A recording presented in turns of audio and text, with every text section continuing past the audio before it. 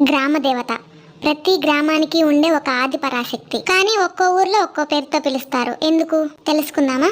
ఆ జగన్మాత ఒక్కరే అయినా పంచభూతాలు అంటే భూమి, ఆకాశం, గాలి, నీరు, అగ్ని వీటి ఆధారంగా ప్రపంచం ఎలా అయితే నడుస్తుందో అలాగే ఈ పంచభూతాలకు ప్రతీకలుగా అమ్మవారిని ఏర్పాటు చేశారు. ముందుగా భూమాత. భూమి అంటే పంటలకు ఆధారం.